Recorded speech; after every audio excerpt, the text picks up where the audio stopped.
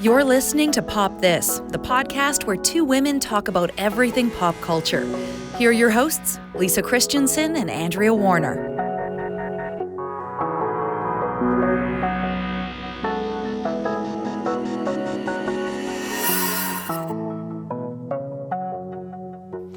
So I have noticed, I wonder if you have too, that there are certain things you keep buying over and over and over again. I have modest guess, about 20 of the same lipstick shade. Like just the staples, But sort of that a are nude kind of useless. pink. Yeah, and every time I buy a new one, I'm like, this is going to be the one. Yeah. I will never have to get, I will remember this number and this brand, and I will just be that person that can walk right in and not have to try anything on and just get that. Well, yeah, I am. In fact, right now I have sitting at home a tube of unopened NARS tinted moisturizer that I got in, unfortunately, the wrong shade, slightly wrong shade. It's a very slight, but it makes a difference between me being just sort of my basic level of white and me being fully dead. So it's a very subtle. I guess there's some things I do just buy and know, but it's a very subtle difference. Yeah. But I can't even get that right because one time I think a makeup artist tried to convince me that she was like, "You tan in the summer, so you should get this other shade." And I was like, "Yeah, I don't go in the sun." I like watching those makeup tutorials. I really love watching them. Yeah, but not just the ones that are like, "Here's a day look." I like watching. Like Jeffree Star. Yeah. Just full on, where are you going? Yep. Am I not living where my best you life? Going? I don't, yeah. You know what? I know I'm not living my best life. No. Truly. Yeah. A palette that has that many shades of red, pink, green, and blue, I do not own. Yep. I don't even know what I would do with that. Yeah. And I'm so intrigued. Obviously, Jeffree Star goes out to places where other Jeffree Stars are, so that makes it much easier for him. But I tend to always buy the most low-key, dull lipstick 100 million times. I like to buy a bold lipstick because I used to wear more eye makeup and I don't anymore. I haven't worn mascara in a few years because it just started irritating my eyes a little too much. So, and I have very small eyes, so I go with a very bold lip when I am wearing. It looks so nice on you. Thanks. I wear a red lip, and I look like a child stole her mother's makeup. I think it comes down to our skin tones and our hair colors.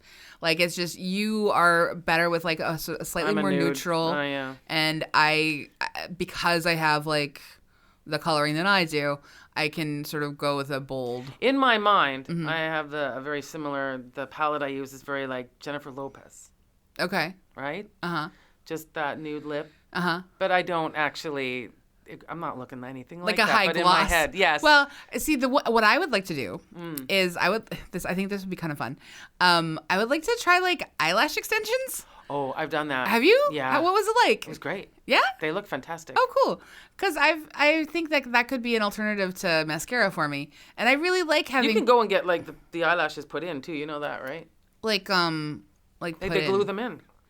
Oh, and they can do that for me, and then they'll stay on for several. Even if my eyes water or get oily or whatever. As far as I know. Oh, okay. Yeah. All right, I'll think about it.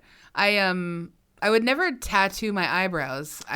That's just not. No, you have a good brow though. Thank you. You do. I know you work at the brow. I do. I think I usually look like nothing, but you have nice eyebrows. No, I don't. They do the work that they have to do. I don't fill them in and do a nice arch. But you have don't. A nice arch. Well, I mean, but I think my face kind of does that. I don't actually.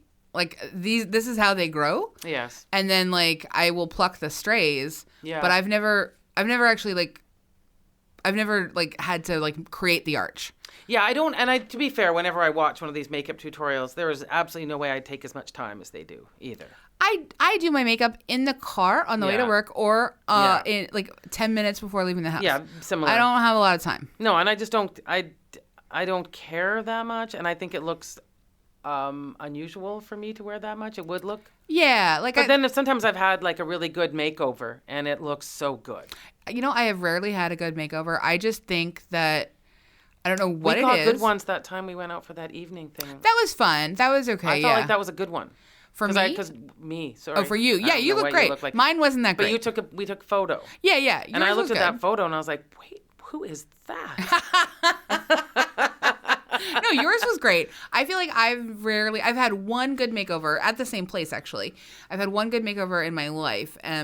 But it's often because people want to try and use a dark eyeliner on my eyes, and my eyes are just too tiny. And a dark eyeliner is not actually making my eyes look more open. They don't want to like admit that I wear glasses. Oh, they don't want to like, and it's like they don't. It's like they don't understand that I have a fat face to go with the rest of my fat body, and they want to try and create smaller features. Do they want to contour? Do they do contouring? I hate contouring. No, I know. I mean, it just drives me insane. But... And I have good cheekbones. Like, just focus on my cheekbones and focus on the fact that I am generally pretty low maintenance. Yeah. You don't need to give me 4 layers of eye makeup to try and make me have big eyes. It's never going to happen. But people that spend a little extra time on it, they look so... Oh, I know. Like, I have so many friends who do amazing jobs on their makeup. Like, I know who you're talking about, too. Yeah, it's just so great. And, who can do, cat's eyes and do so many cool things. Nah. No, I know it's not me. And you got to know who you are. Yes. And I'm good. Yeah, and I'm gonna say that's a good segue into knowing who I am. It's someone who really, really hates this movie we're talking about. I'm so excited to talk about this with you.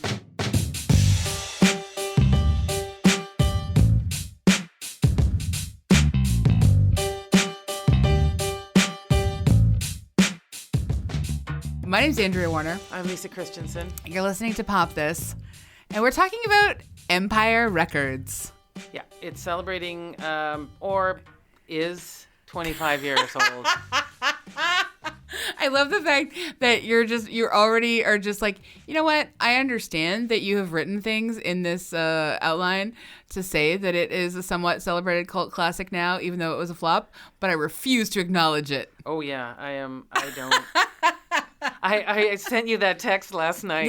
When I was watching it, and all you wrote back to me was in caps, ha ha ha ha ha. What did I say? I think I said something like, "I hate this movie so much." Yes. Yeah. Because I understand. So let's start with the background. Okay. Empire Records is a 1995 American coming-of-age comedy drama that follows a group of record store employees over the course of one day. The employees try to stop the store from being sold to a large chain and sort of learn more about each other along the way. Film stars Anthony LaPaglia, Robin Tunney, Renee Zellweger, Ethan Embry, and Liv Tyler. The movie generated largely negative reviews when it was released and major losses at the box office, but went on to become a cult hit. Okay, synopsis. Empire Records is an independent music store staffed by a makeshift family of teen oddballs under the exasperated but fatherly eye of the store's owner, Joe. As the employees gear up for Rex Manning Day, an in-store autograph session for the not at all anticipated new album from an aging has-been pop star, they discover that the perpetually struggling store is on the verge of being bought by a soulless musical outlet franchise. Though divided in terms of musical taste, the team riles at the idea of being taken over by the man and sets about hatching a plan to save their beloved store. And that was from the TIFF website that we took that synopsis.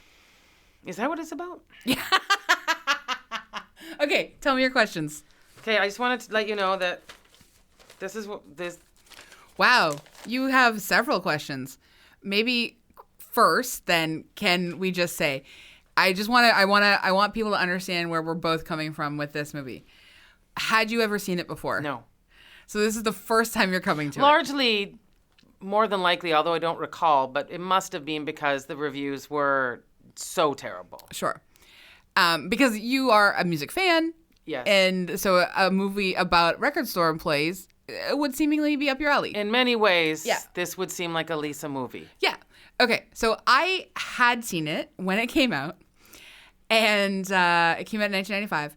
And I remember actually really liking it in 1995.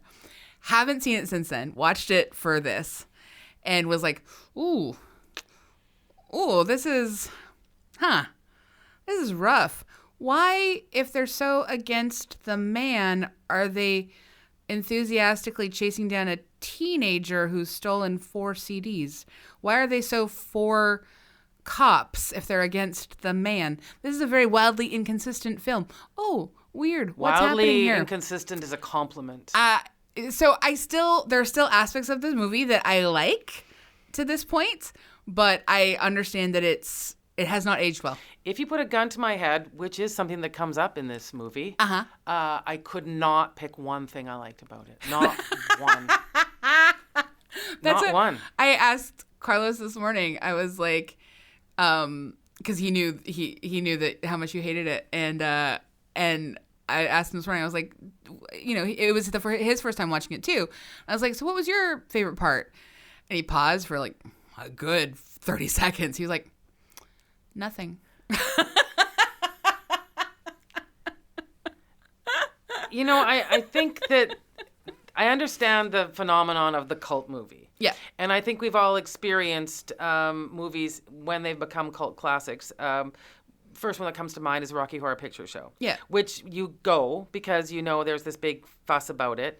And once you've got through a couple of the dance numbers, which you know about, it is a very bad film. Yeah. It's boring. Mm-hmm. But, there's enough stuff to do in the theater with the dressing up and the chucking stuff. And also a kind of an understanding in the audience that this is a bad movie. Mm-hmm. We're just having fun being together. Yeah. The love of this movie from people who somehow have convinced themselves that this is great, that this is a cult movie. This is just a bad movie. And if you are listening to this and you have some sort of nostalgia, then you need to maybe check into the other weird things you liked when you were 16 or something, like the time you cried because that boy didn't talk to you in school and now you're embarrassed about that because he was an idiot and because you moved on and because that's a dumb thing to do.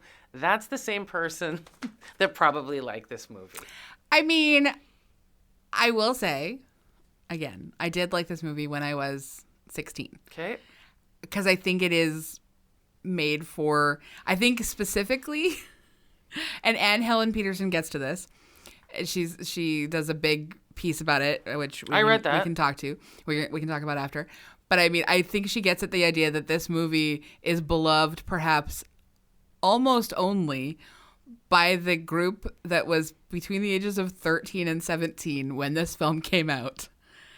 And you have to be sort of in that age range when you see it for the first time. Because I would even like to hope that if I would have hated it. I would have liked to think I would have better critical faculties, that I would expect more of movies in general and myself. I didn't. And I loved it because what I felt like I was seeing at the time, because I don't think I was like necessarily deeply critical of the films that I was watching when I was 16. This is how I came to sort of like eventually love Actually. I don't think I became truly deeply like media literary, media or feminist critically engaged until I was probably in my like, even though I thought I was when I was 16, I don't think I truly became that until I was like more like 22 or something. I thought that what I was seeing in Empire Records, because of the large focus on the 3 teenage girls and like the depiction of them as like sort of messy, complicated women, it felt like something that was kind of eye-opening to me.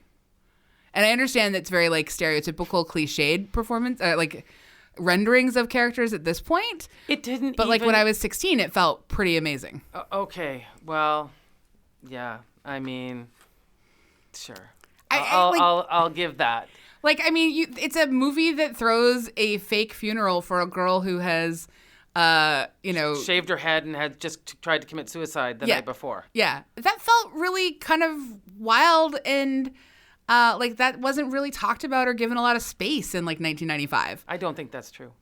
That's what it felt like to me. Well, okay, maybe it felt like that to you, but... But I think that's why it resonates with, like, or why it did resonate with a lot of people. I'm going to have to, I just don't think that's true. I think there were probably much better movies around the subject of, there were probably after-school specials that were better on the subjects of teen depression. But they're too sanctimonious and too, like, this. So was this. But this didn't, like, it doesn't feel sanctimonious about her depression. Okay, that's what I'm saying then. Okay, but like, now that you're older, that you can watch this movie and realize it's just a heaping pile of garbage, no? But I think it's a heaping pile of garbage for different reasons. Like, I still think there's something kind of interesting and a little bit beautiful about the weird funeral they have for her. Because it's actually, like, it's not just a dirty secret that she is so depressed, and it has. She never made it a secret at one point in that whole movie. But she doesn't talk about like. She talks about it all the time. She shaved her head when she got to work. Again, these are sort of she's got bandages on her wrists. But these aren't actual meaningful conversations that she's having with anybody. Like, these are cries for help that she keeps asking. Well, I don't know if the makeshift funeral is actually a way. Like, it was.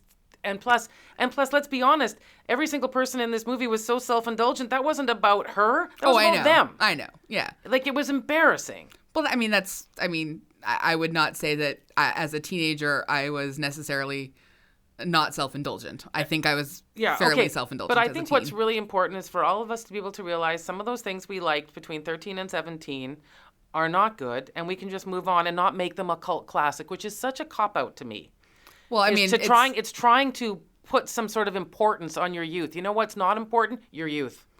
Well, like, it just is a youth. It's just a time. It doesn't matter. But there's stuff that you still care about that you cared about as a teen that still matters to you and you still think is important. I'm not trying to run around telling everyone it's a cult classic, though. Well, I don't think anyone's trying to tell anyone it's a cult classic. I think all of the think pieces I read from people were saying that very thing. Well, the reason they've defined it as a cult classic is because so many people are still participating in, like, screenings of this film. Like, the Rotten Tomatoes score is, what was it? It's 22%.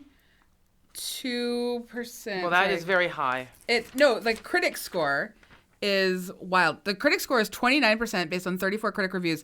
84% audience score based on 181,560 reviews. 181,000 people have gone to Rotten Tomatoes to score this film high. But we know we've seen campaigns that do that. But a cult classic is just something that people have decided to throw their weight behind, even if it doesn't really make a lot of sense. Yeah, and I would just say to those people, you really need a better hobby, because why? Like, it's not doing any damage. Well, no, yeah, I think it is. What's the damage? I think saying something's a cult classic, that there's some which implies there's something redeeming about it. There's nothing redeeming about this movie. There is no reason to watch it. I don't think necessarily calling it a cult classic means there's something redeeming about it. It just means that a community has developed around it, which gives it an air of importance to it. It's a cult classic, but it is important to those people. Well, then, it's just not your community. No, it's not. No, to me that is a disservice. Okay, so what do you hate? Like, what are your top hatings about this? Give me your list. I want it. I put it in a series of questions. Great. Perfect. So I'm going to answer. You can try. I mean, they're more. Are they rhetorical? Really? Okay. But this, as a podcast wherein we have conversations, I'll try to answer. Sure. You can try to do that. But also, I would just say too that if people haven't seen this movie, and you're thinking of pausing it now, don't. Just enjoy the moment. Consider yourself as a person that dodged a bullet. Yeah. All right. Why did Lucas steal the money at the beginning of the movie? Oh, yeah. So there's no good reason for that, other than the screenwriter. Did you, you read about? Yes, I did. And I would believe, honestly, this is the inciting incident of this movie. Yes. So the screenwriter, you have to do so much work to find out anything about this movie, actually, even though it's 90 minutes long. The screenwriter had worked at, an record HMV store, or something, I think it said. Virgin or something, whatever. Anyway, it was based on Tower Records? No. Yes. Yeah. Oh, sorry. It was a Tower Records. Yeah. And it was based on a sort of legend of a Tower Records employee in not even her store who had stolen $8,000, and the manager had decided not to turn them in, and it was seen as some sort of wild act of whatever. It doesn't make sense. Okay. Why did he take the money to Atlantic City to put a bet down? Great question, especially because this film is set in Delaware, which is that super close to Atlantic I don't know. City? He rode his motorcycle, so I presume. I mean, it's a few hours, anyways. It's no good reason. Okay, so you kind of addressed that with the why not arrested. Yeah. Why isn't everyone angry? They all seem to need these jobs. Why aren't they worried that the store might close down? Yeah, I think this is like a specifically sort of weird conflation of, again, the man, the sort of rebellion against the man. I don't even know who the man is. Their boss seems like a nice guy. The boss is Why great. would you steal from this person who seems like a really nice person? Yeah, I mean, he thought that he was going to double the money and then be able to buy the store to save it from it being bought by like the. Because I know that part where you're going to sell this out anyway. Yeah. Okay, do they even work these people? I mean, it definitely seems like it's much more just a place where people can go. The staff room seems as big as the store almost. Be mean to each other while dancing to music. Okay, so much sweeping and dusting. There's a lot of dusting. This store is very large. And I don't know if you've ever tried to make like a workplace comedy, but there's not a lot. Okay, now, and this is another mystery to me, is that there is a soundtrack, because the music in this is awful. Awful. So... and we discovered why it's awful. Yeah, I think this is important. What was it? So you noted a movie about not selling out sold out. The soundtrack album for Empire Records, which became huge. People loved this soundtrack, and I had this soundtrack, and I enjoyed it as well. Was originally attached to Atlantic Records, an affiliate of Warner Brothers at the time, because Warner Brothers had a distribution pact with the film's producers, Regency Enterprises. However, the soundtrack album was given to A&M Records in order to obtain the participation of A&M artist the Gin Blossoms, whose track this has aged, everyone. The Gin Blossoms. I loved the Gin Blossoms, and I still do.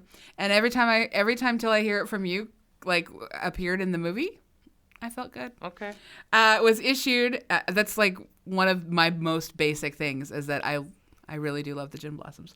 Was issued as the lead single. Besides the Gin Blossoms, 4 other A&M acts had new tracks released on the soundtrack album. Ape Hangers, Drill, Innocence Mission, and Luster. And they've all done so well. Innocence Mission, I think, is the only ones that I can name. This is literally one of the biggest scams that went on in the music industry for years with radio stations, right? There would be, you want to play payola, this one? The payola. Okay. This movie for sure. I want to also just say, so the soundtrack is only, 18 songs or 16 songs or whatever. The movie has like another 30 songs that they have never, that doesn't appear anywhere near. And the only good songs are from Guar and I don't even know what else. And the Gin Blossom. Okay. I don't really hate the Gin Blossoms that much. But I like Hey Jealousy. But I thought it was a bold choice to have Till I Hear It From You. Okay. I will continue on my list. I love your hatred so much. What time is it in this store? Why are so many people working, and where are all these people coming from to go there? Especially at the party at the end of the night. It's midnight, and there are like among the attendees for the party are 2 elderly women in curlers. Yeah. Where'd they find them? Yeah, and everyone likes to stand in their niche group, which I also thought was very handy. Thank God. Thank God. Why does Rex Manning come to this shop? Why this store? I don't even like... Well, it seems like his handler used to work at this shop and is like, this is going to be great because all of these... I mean, there are a lot of people there to see him. Yeah, but then we go through a stage of homophobia. Yep. We shame old people for coming out. We shame gay people for coming out to see this. Yep. We shame him for being old. He didn't do anything wrong. I mean, his hair is terrible. I mean, his hair is terrible, but I mean, there's nothing... Corey likes him, or whatever her gosh darn name is. Yep, Corey. Okay, so we've also got some other fun aspects of slut shaming in this movie. We've got guns and suicide and funerals and addiction, and none of them are addressed. And I honestly think you've actually cracked the code on why, like, specifically young teens might really respond to this movie, because it has all the things. Yeah, so we have a scene where we find out that Liv Tyler's character has been drugging herself. She's addicted to speed. Addicted to speed. We never mention it again. Nope. It's all good. Yep. Even this guy saying he loves her, doesn't care. Yep. If it keeps you this thin, I'm all for your speed problem. Yep. And you got into Harvard. Great. So it seems to suggest in this movie that was a good thing that she decided on. Well, I mean, we see that it's not good because she does have like a breakout or a breakdown, trashes a bunch of stuff. When people find out about it only. Well, I think it's meant to be that this is her breaking point because there's so much pressure about going to Harvard. She's been doing this up to this point quite fine. I mean, I think there's a lot of rewards for her. Well, here's the well, yes. I mean, people often to get like there's a lot of teenagers who use like different levels of drugs in order to like study all night and get good grades and like. I'm just saying these are all things that like they touch on that are important to teenagers to see represented, even if they're not doing it very well, because there's, I think, an absence of representation. The other issue too is one of the other coworkers in the store was Liv Tyler's stepdad. Yeah, did you read about Coyote Shivers? Yeah. No, he's Canadian, right? But did you read about his actual like so he has done some very bad things.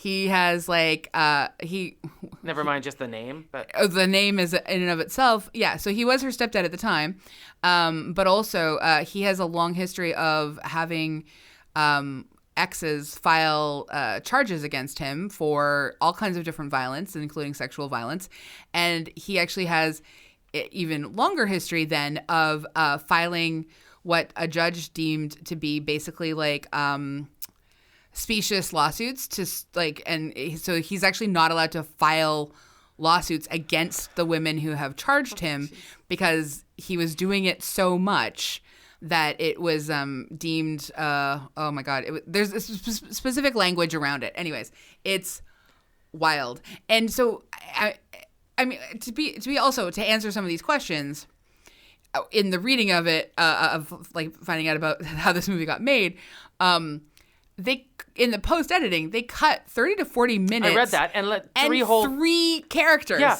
which maybe could have held something together. Yeah, finding out that after was quite the head. Okay, couple more questions. Yeah, sure.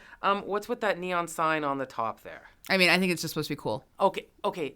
The store's broke. Yep. What is this shop? Where did it come from? Where is this sign? It is ridiculous. Well, I mean, it's a store that what is it, the New Yorker?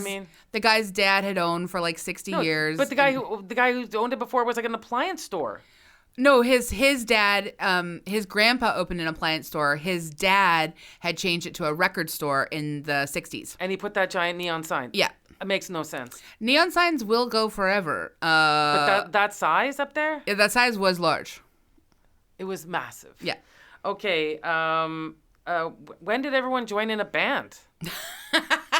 That all of a sudden plays at the end of the movie.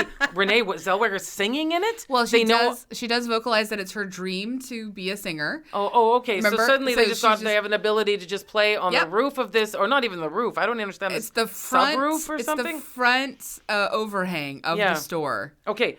So the kid shoplifts, yes. Warren. Yep. The police come and take him away. Uh-huh. Somehow he's released. Within hours. Comes back with a gun. Yep. A gun. Yep. Threatens people with it. Yep. And then again is also taken away and comes back. Yep. Does that make any sense? No.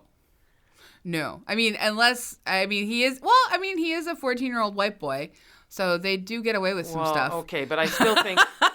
But I don't think in 1995 Empire Records was providing critical commentary on sort of like white privilege of young men. Yeah, and then all of a sudden the big takeaway at the end is that Buddy's going to art school? Uh-huh. I mean, he has been doing some wonderful drawings. He's been painting pictures like he was supposed to be at work, I thought. Yeah, there's a really casual attitude towards work in this film. And Debbie Mazur, completely... underutilized. What is... did she have a bigger... I don't even understand what that was about. She shows up with the guy. Yeah.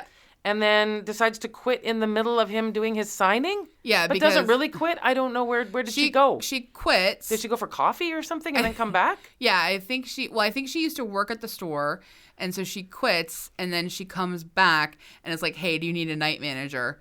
And her and Joe get together, seemingly. Yeah, okay, so, and then... Can this be the? I really enjoy. This is like the opposite of when I have to ask you all the questions about Star Wars. Yes. Yeah. Thank you. Yeah. Okay. All right. So I will make this my last question. All right. From the list, although there are more. Okay. I will just have one more. more. Like it. So okay, this is less of a question and more of a what the hell. Yeah. Okay. So Rex Manning, Liv Tyler comes on to him. Yes. So we have this really exploitive scene so we can just see Liv Tyler in a bra and underwear. Yep. Right? Yep. It was really... Red bra, white panties. Humiliating, I felt, for everybody. And Yep. I think she's only... And even in the movie, they say she's only 17. Yes. And in real life, she might have even... Obviously, she's around that age as well. I think she's around 18. I mean, truly, though, nothing she hadn't yet done for her father's music videos. Well, so yeah. Let's put that in the world. And then... But honestly, poor Liv Tyler. Yeah, truly. and then he offers to pour salad dressing on his crotch, which I didn't understand. I think I missed the salad dressing. I thought he was just opening up his pants. I thought he said, would you like blue cheese or something like that? Oh, I think anyway, maybe he was like... And then all of a sudden, Renee Zellweger and he have a thing in the... Like, what is this movie about? Well, I mean, I think that is supposed to be... That's supposed to convey how miserable Renee Zellweger secretly is, and how, again, like the sexual agency that she exhibits is meant to just be a front for her low self-esteem, blah, blah, blah. Like, I know. And so she does the thing that Corey can't do as a means of getting back at Corey for Corey. What did Corey calling do? her Corey slut shames her when they have that lunch. Well, they have... Yeah. And so this is her revenge against Corey. And obviously also... as we see from her, like, her freaking out and talking about how perfect Corey is and how, like, it's always about Corey, blah, blah, blah. But she knew about her, like, speed addiction or whatever. And she rats her out. out. And how hidden was that? Like, her pills were right there in that little cubby. I know. And again, I think this is where we settle on for this movie. The men have nothing to do. Nothing. And the women get to just be sort of like these sort of stereotypes Messes. of teen girls. Yeah. And again, I do think that there is something to be said for, like, sort of, you know, at the same time Empire Records came out, we had My So-Called Life. Mm-hmm. So imagine that this is the world we live in, as we have the sort of nuance of Angela Chase and the complete mess of Rayanne Graff in all three women, without any of the sort of time to get to know Rayanne and why she has... And then these why weird... this has happened. These weird dance parties from people you have got no sense of being even interested in music at all. Well, that's the thing. Like, Maybe the pizza guy. Why is the pizza guy the most interested in music? Yeah, I mean, him and Ethan Embry seem to sort of have, like... And I think, you know, Ethan Embry doesn't get a lot to do. He gets to have that fun video with Guar. But I thought that they were going for, and I know that this isn't true because the movies came out the same years, but I thought that they were going for, like, he was the version of Brittany Murphy in Clueless. Yeah. You know, like that sort of, like, spaced out, druggy, like, sweet kind of affable thing. Like, that's what his role was. And I thought he did a really good job, now, isn't actually. it funny to read in those notes, too, from Wikipedia that the producer passed on Clueless and made Empire Records instead?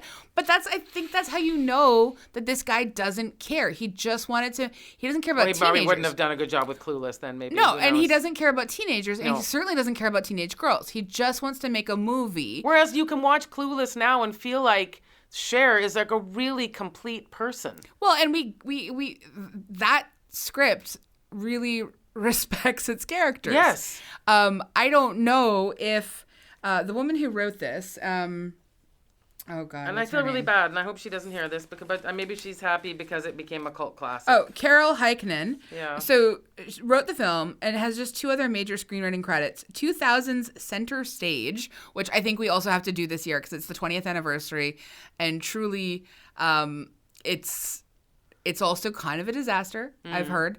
I think I've seen it maybe once, but like it was 20 years ago. I don't really remember it that well. But it's another one of those movies that like people kind of obsessively love. Okay. So I'm just going to give you a heads up. And the other movie she made was This Thing Called Love in 1993, starring Samantha Mathis, River Phoenix. And it's River Phoenix's last complete role. Yeah. And that's about, I think, Samantha Mathis. I think it's like she's a country musician looking to get her major break in Nashville. Yeah. And I've heard good things about it. Like, not great. You didn't have to take 40 minutes out of it and get rid of... Can you imagine who those 3 actors were whose storylines are completely gone? And also with Carol... So the other thing that's, like, wild to me, like, truly wild to me... It was announced on April 6, 2018, that a musical adaptation of the movie is aiming for Broadway in 2020. Yeah, okay. I just blame all you people who are caught up in nostalgia that you can't do anything better with your lives than to find an actual good movie to watch. But I honestly think Broadway and film, I mean, like watch Mean Girls. Which became a musical great as things aren't always the things that get remade. Like there's a lot of mediocrity that gets remade. I know. And adapted, and it has an audience somewhere usually, right? Like, I mean, and so I think, but I'm so interested as to whether or not Carol feels like her script got screwed.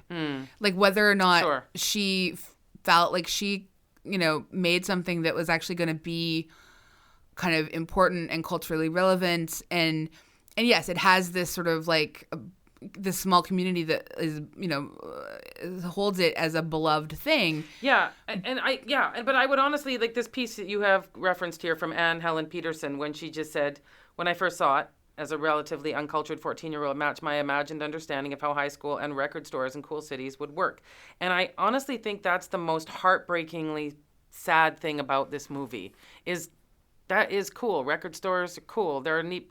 And this movie does such a disservice to it. It does. It honestly does. And I fully... Like it insults everybody. Yeah, I fully acknowledge that. And it does not hold up.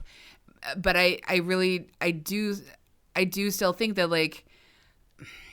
I mean, I think Wild Things came out in, like, 1996. The movie with Neve Campbell and Denise Richards. Oh, yeah.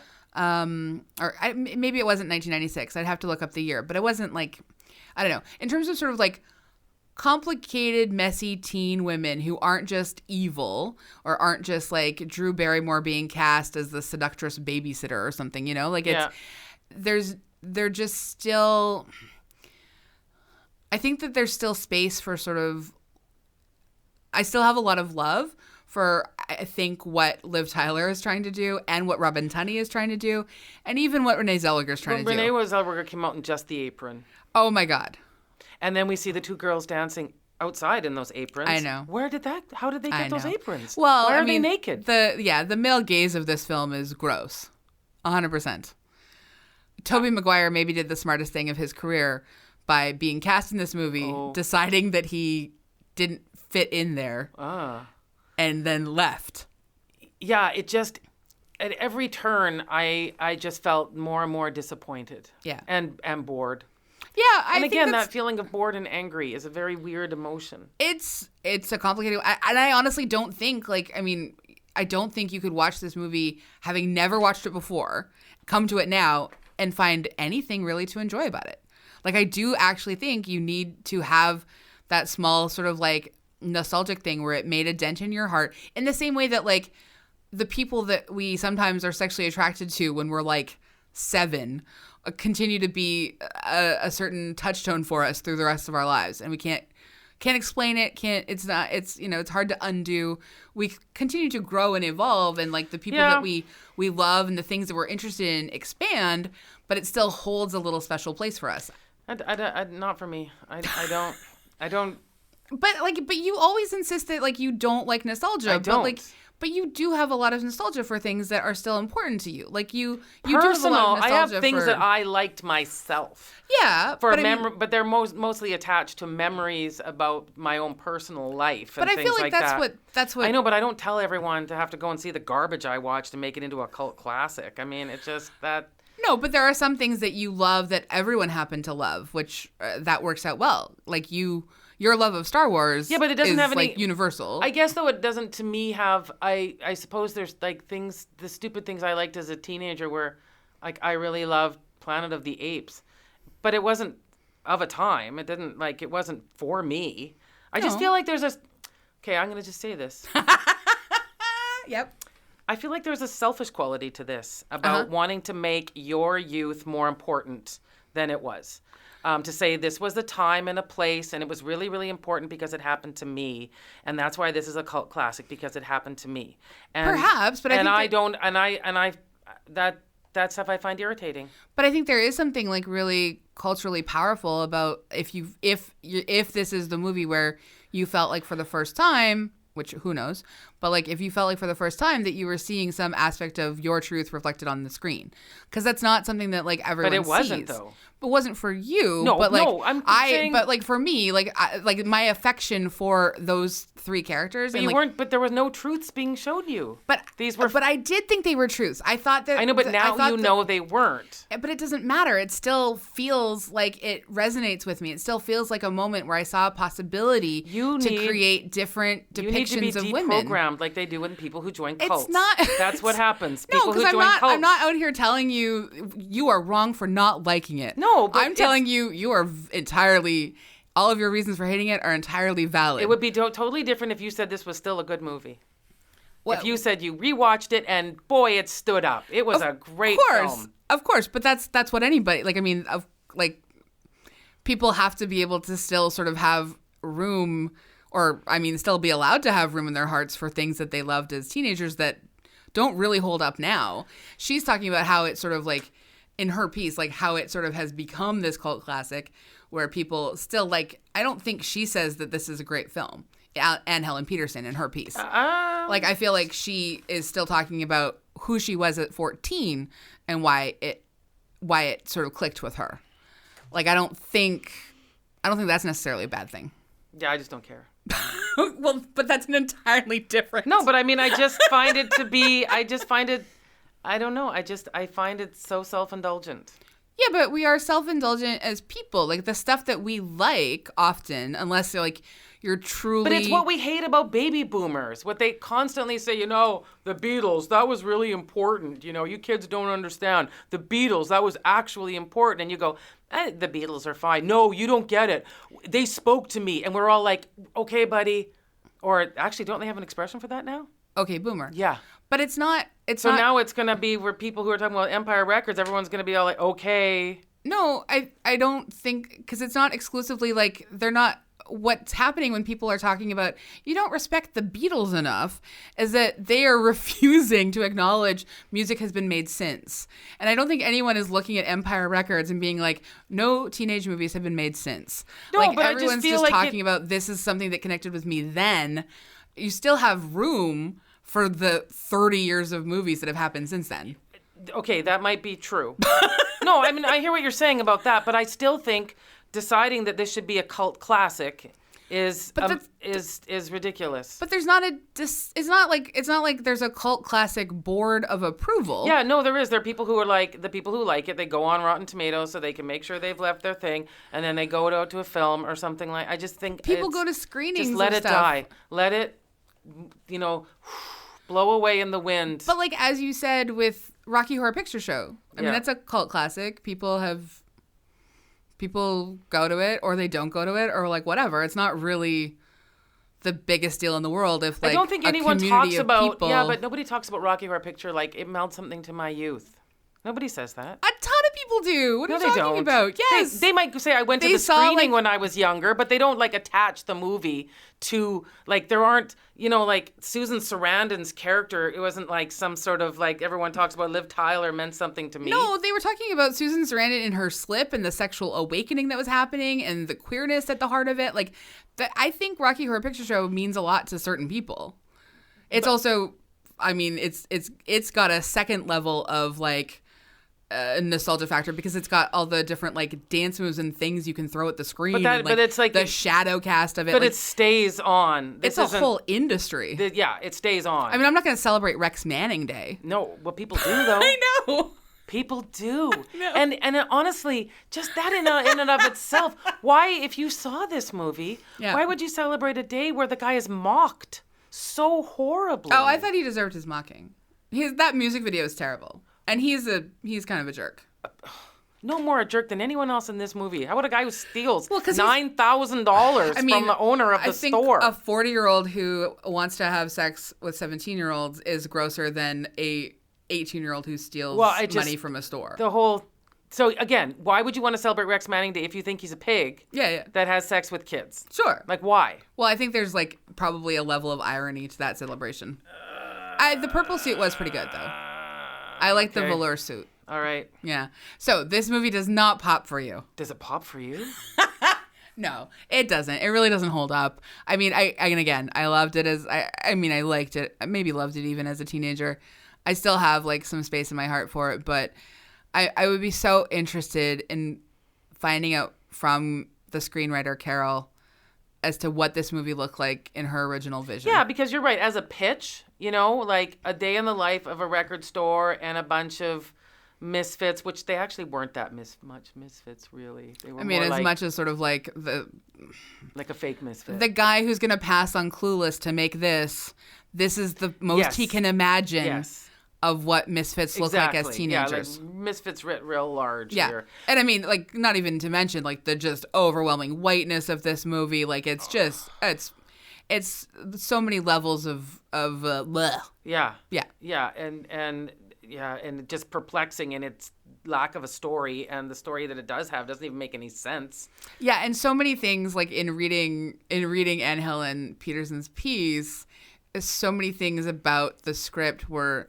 weird in-jokes by Carol based on her own experiences in a record store. And I mean, in the same way that we know that when we're conveying, when we're having a conversation, it can't just be you and me being like, you remember that time? Remember that time? Yeah. Like, that's not really entertaining to anyone. No. Except us. Yeah, exactly. And so hopefully the movie was a bit more well-rounded, but I don't know if it was. Yeah. Yeah. I mean, it's no Reality Bites. Yeah, and I mean, and that even is hard. I mean, that was not great either, in terms of holding up, or Singles. A lot of stuff just doesn't hold up the same way. No, but I think it doesn't mean it wasn't probably us interesting at its time. I think watching Singles is probably resonates a bit more on this coast just because of Seattle and that kind of situation that Seattle looks like Vancouver and stuff. Yeah. I don't know how the rest of the world saw it. Yeah, I mean, I didn't think Renee Zellweger was terribly well cast in this movie, but I really liked Liv Tyler. I thought she did the best she could.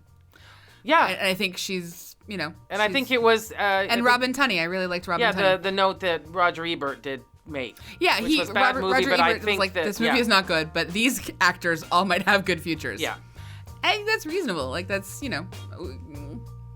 It could be better. 100%. Yeah. Well, okay, my anger's gone now. But I truly have seen worse films. Oh, I mean, I'm sure there are.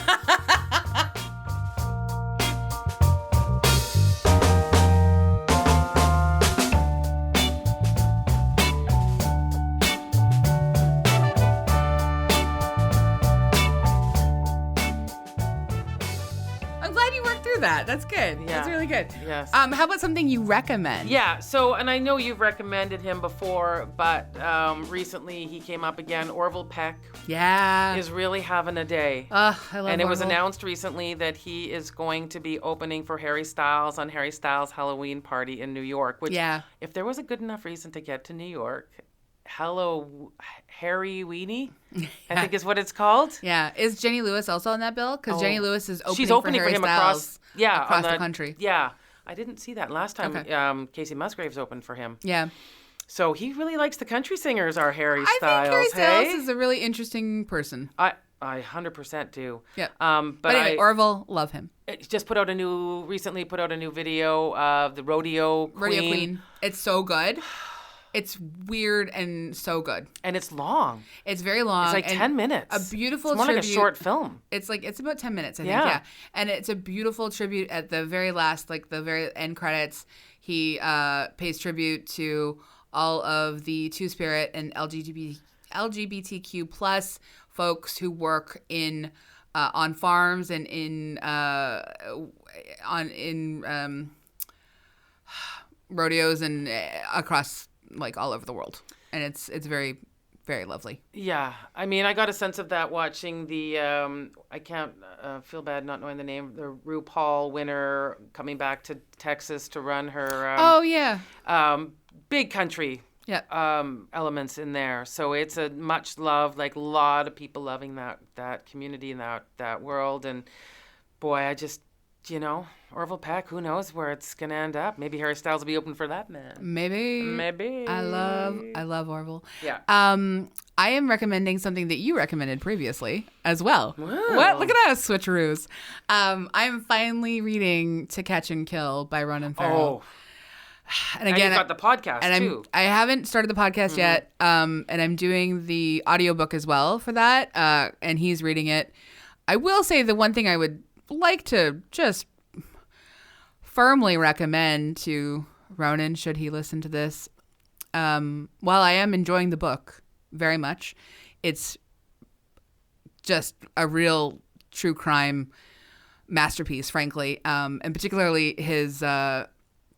even just laying out the evidence from the trial, from the initial investigation about Dylan against Woody Allen. Yeah. It's so clear.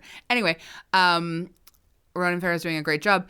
He does every accent in the book that you can possibly imagine. Oh, and I don't it's even know not that many accents. the greatest look for, like... Who has an accent?